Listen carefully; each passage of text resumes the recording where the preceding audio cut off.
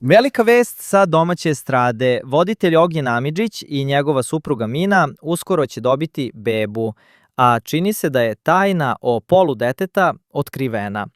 Tokom jedne čestitke, voditeljka Bojana Lazić se nesmotreno izlanula i otkrila da par očekuje devojčicu.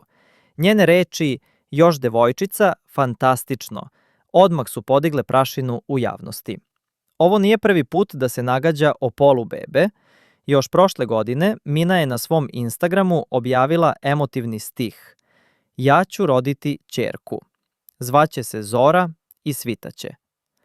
Mnogi su tada poverovali da je otkrila i pol i ime buduće naslednice. Ipak, do sada Ognjen i Mina nisu želeli zvanično da potvrde ni pol ni ime. Sada, nakon Bojanine izjave, gotovo je izvesno da u njihov dom stiže mala princeza. Publika je oduševljena, a fanovi nestrpljivo čekaju da par potvrdi da li će njihova ćerka zaista nositi ime Zora, kako je Mina ranije nagovestila. Jedno je sigurno, Amidžićevi će uskoro postati bogatiji za još jednu devojčicu, a radost u porodici je neizmerna.